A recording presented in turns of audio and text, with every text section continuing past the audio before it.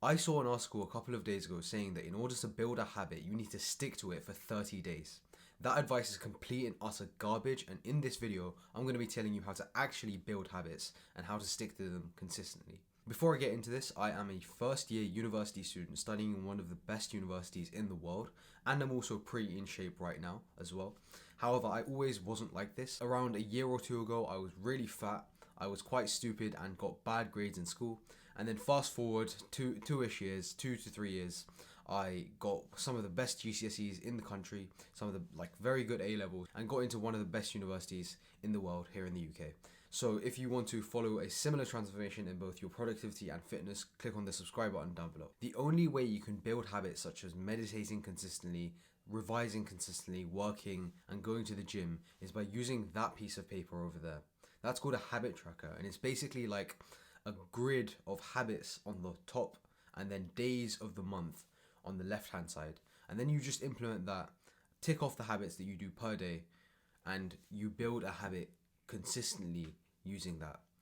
I've researched into productivity for the last few years, and I haven't seen a better way to implement habits than that. I've read books like Atomic Habits, 1% Better Every Day, like all of these books say sort of the same thing, and they all lead to that one piece of paper over there. That piece of paper is so powerful to build habits. If you've always struggled with working, if you've struggled with going to the gym consistently, if you've struggled with revising consistently, if you're in school right now, then building a habit tracker may be one of the best things you can do in order to succeed in your productivity and fitness goals. And in this video, I'm going to be walking you through exactly step by step how you build a habit tracker backed up with the research and actionable steps.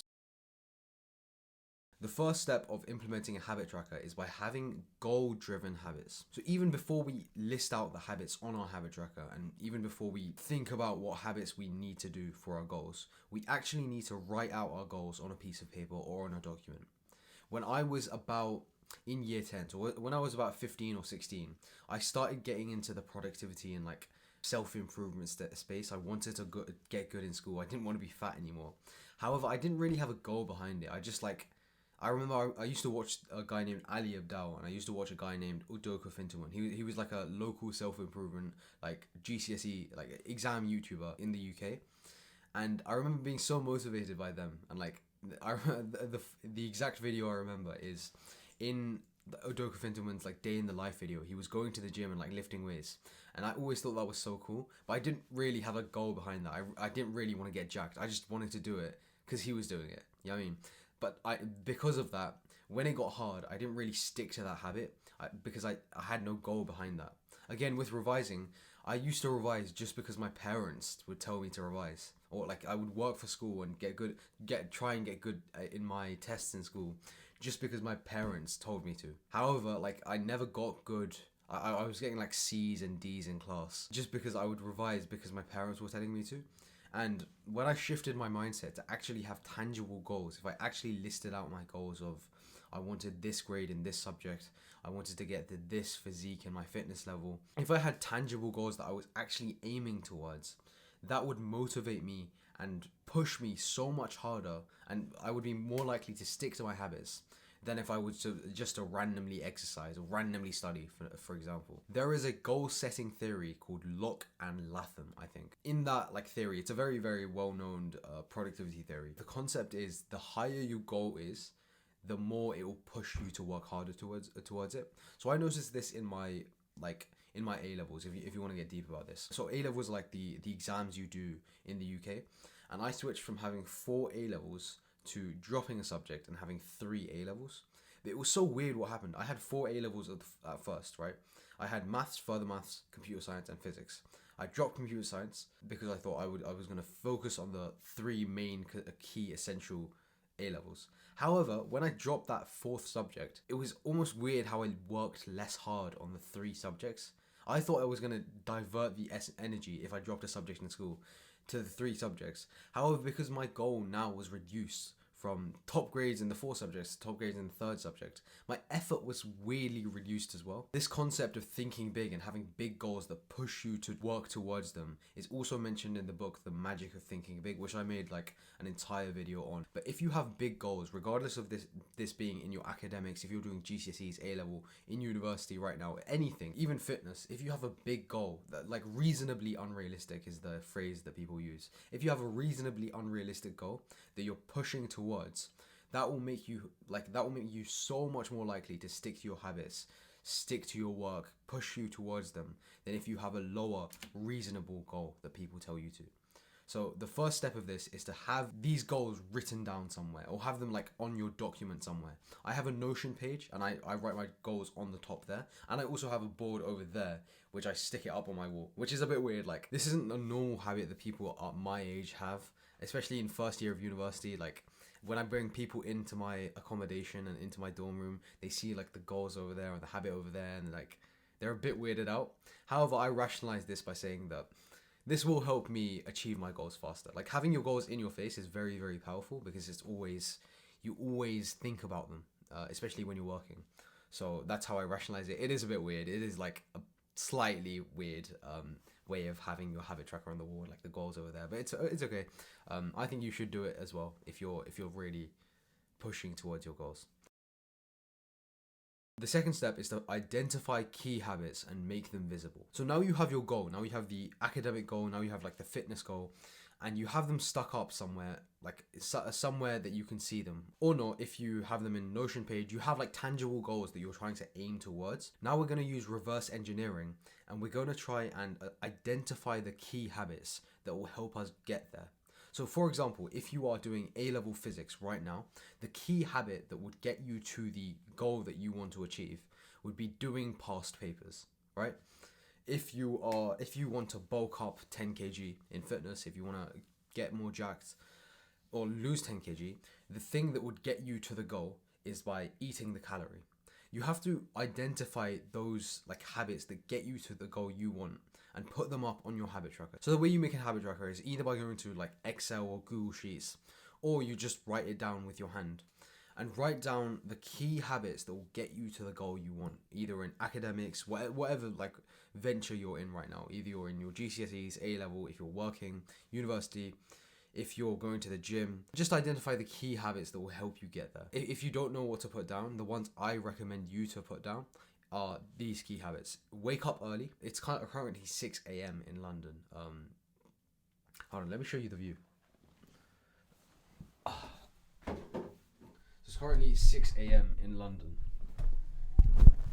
If you can see that.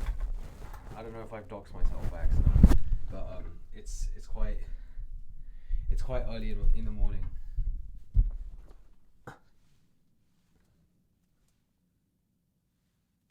Sorry about that.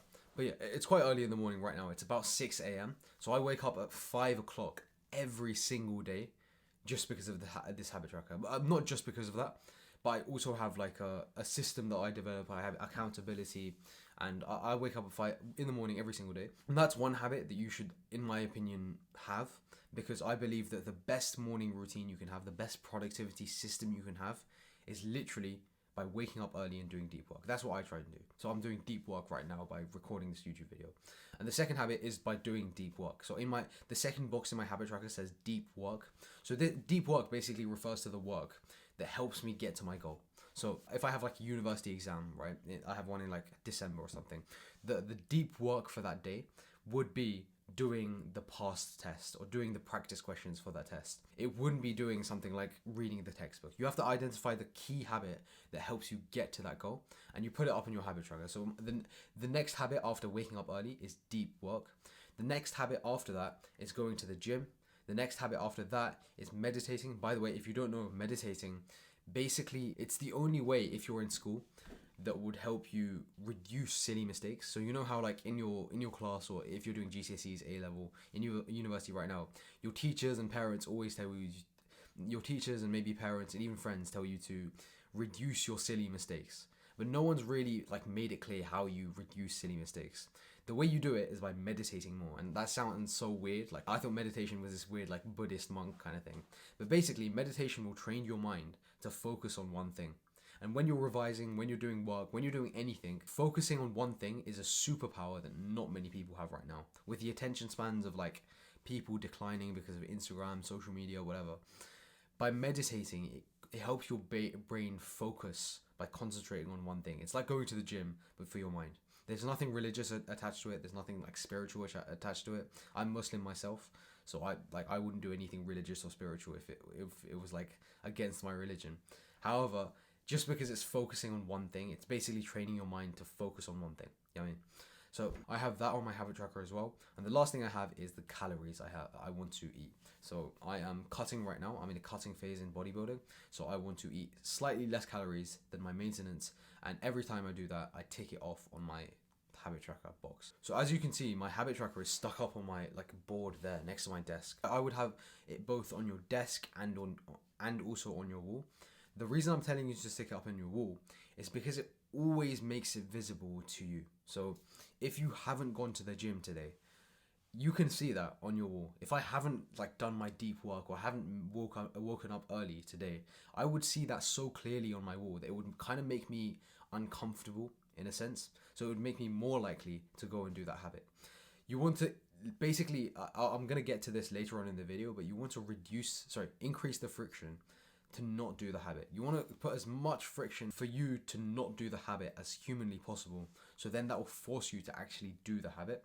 And when you have it like in your peripheral vision somewhere, I think Andrew Huberman, like he's a big neurologist, he talks about this in his like videos. When you have something in your peripheral vision, it kind of gives you visual cues. So when you have your goals in your peripheral vision, when you have a habit tracker in your peripheral vision, in like your vision, it gives you visual cues which will help you just always have that in your mind. And once you have the habit tracker and your goals in your like peripheral vision, then that will make you more likely to go and achieve them. So that's just what I have personally. I think you should in my opinion, I think you should copy that. The third main step to building habits is minimal viable action. Now this is the step that everyone will hate. However, it is 100% true. So before I get into this, I did a call. I used to do one-to-one calls for free on my channel, and like to help people get better at their grades, better in like working, productivity, fitness, etc., etc. But I was doing one-to-one calls, and I talked to this one guy who said that his goal was to study 5 hours per day, consistently 5 hours per day, and he hadn't done that for the last 2 weeks. And he had that in his like. I told him to make a habit tracker, and he said he had the goal of studying 5 hours per day for his exam or whatever, like the TMUA, but he hadn't done that for the last 2 weeks. Now I told him this concept of minimal viable action, and he didn't like it at first. However, I called the same guy after 2 weeks, and he had been consistent in revising like 3 to 5 hours every single day. Whilst like the previous 2 to 3 weeks, he hadn't done a single like hour of revision. After I told him this, he was doing it like 3 hours per day. He was very, very consistent after I told him this. But you're allowed to tick off any of these boxes if you do the minimum possible action to complete them. So if you do 1 minute of deep work, if you study for 1 minute, you're allowed to tick off this box. If you go to the gym and you do 1 rep at the gym, you're allowed to tick off that box. If you take 1 breath of meditation, you can tick off that box. There's a kind of long reason why this works, but I would like wholeheartedly recommend you listen to this. But when you do anything hard, when you do any habit that is hard, like studying, like going to the gym, there is an initial resistance. There's like an activation energy that your brain has to go through in order to get into the flow. If you're a student doing a test and you're on question 3, if you have 5 more questions after you're on question 3, it's not that hard. However, that is significantly easier than going and doing the practice test, right?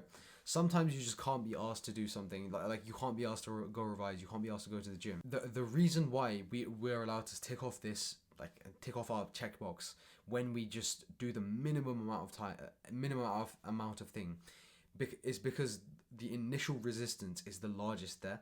So if you go to the gym, if you put on your workout shoes, if you put on your like workout kit and you go to the gym, you travel all the way to the gym, you go there and then you do the first rep, you are not infinitely, but there is a significantly higher chance that you're going to complete the workout than if you don't have this mindset in your mind. The mindset that people have is, I have to do 3 hours in the gym, I have to go revise 3 hours in the morning, I can't be asked, I'm too tired.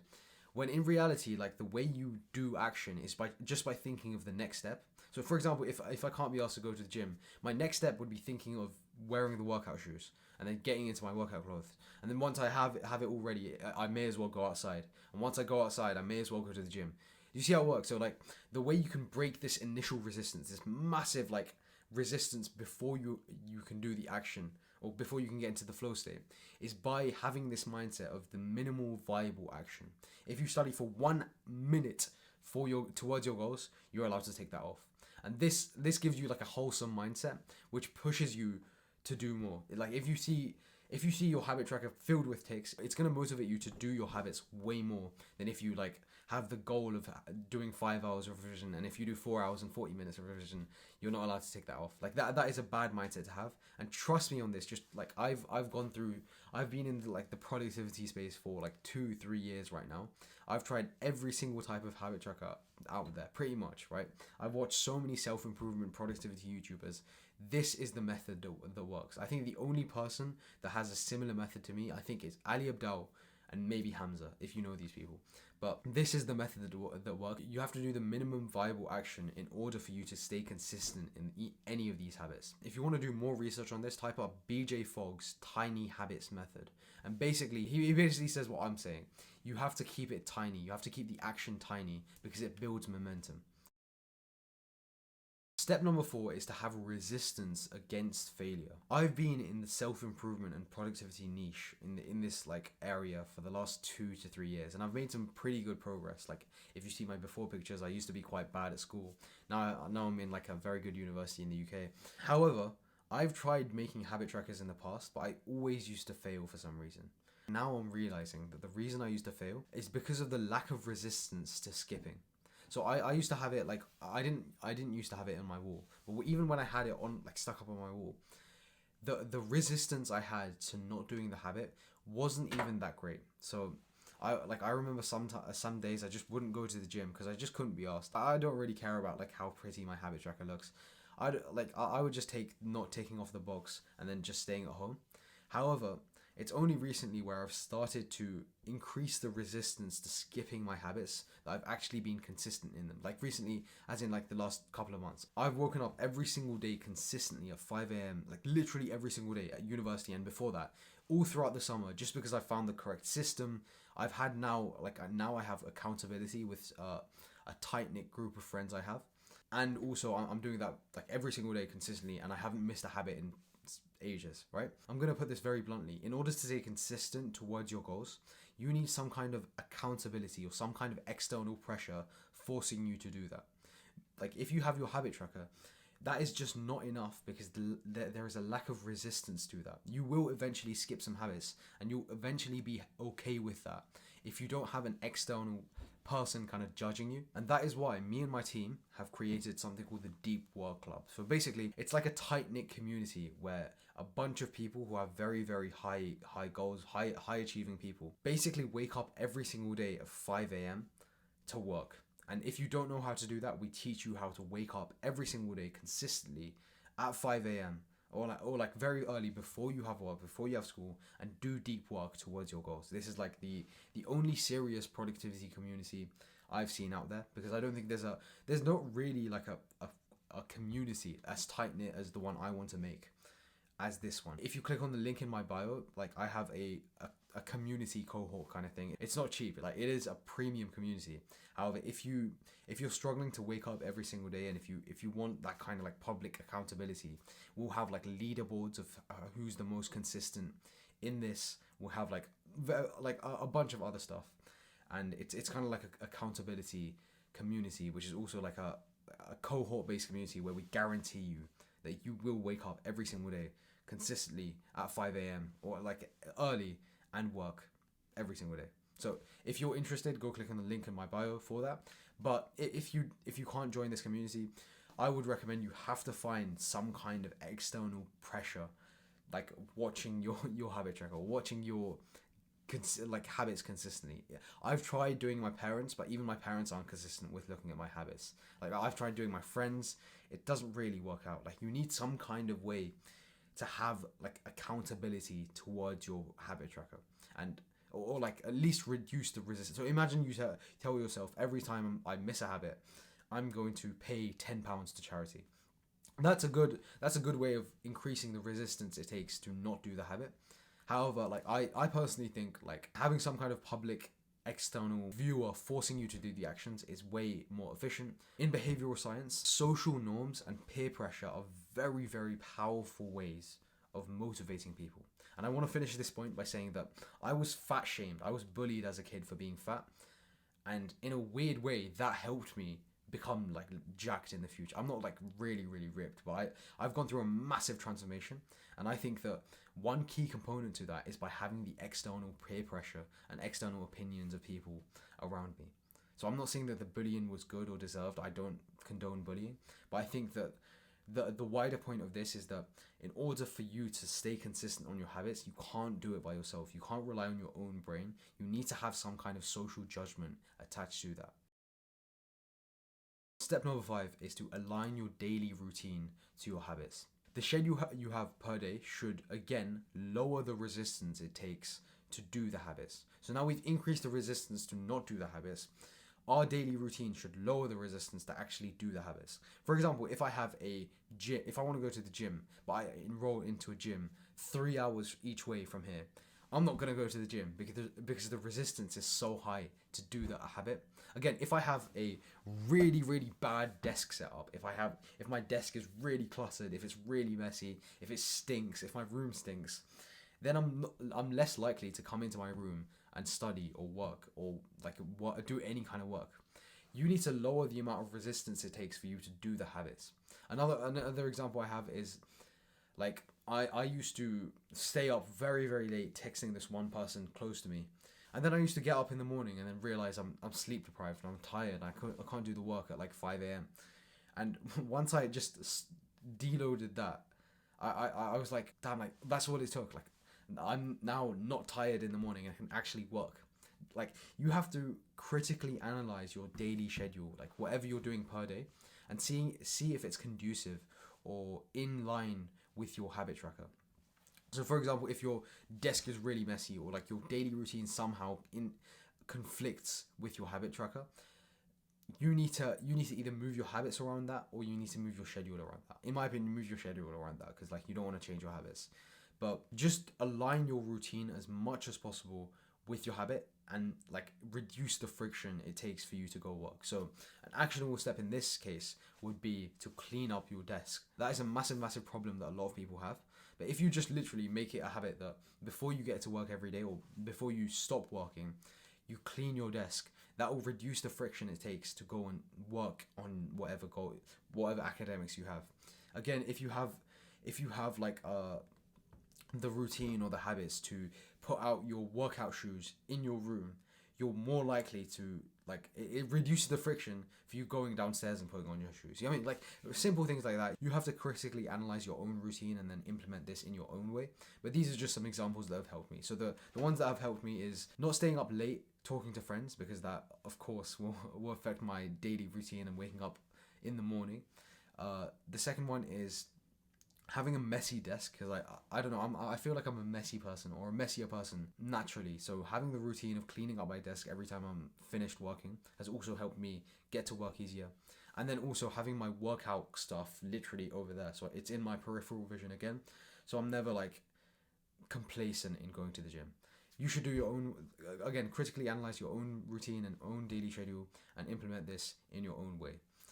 Hopefully now, if you implement these 5 steps consistently, you will develop consistency in your habit tracker and in your habits in general. This is the way you develop habits. It's not by doing the 30-day challenge. It's literally just by progressively overloading and trying to hit as many habits as possible. When you start using this habit tracker, you won't get 100% consistently as soon as you start. There will be days where you just have random gaps in your habit tracker, but that's what will motivate you to do better in the future. If you just keep these 5 key principles in mind, you will eventually develop very, very consistent, strong habits. Again, I want to plug my the link in my bio again. In my opinion, having a public accountability and having someone to force you to do some habits is a very, very powerful tool that I wish I had when I was when I started. I wish I had someone literally like forcing me and like helping me to do my habits more consistently. And this link in the bio basically has like a daily check-in, daily call, where me and my team will help you wake up every single day and then do the work. Basically, it's a productivity community where we help you do the work every single day in the morning. So if you're interested, click on the link in the description, and I will see you there. Thank you for watching this video. Click on the like button if you like the video. Click on the subscribe button if you want to see more content on productivity and fitness. And share this to someone who is not consistent in habits. Thank you for watching this video. Bye bye.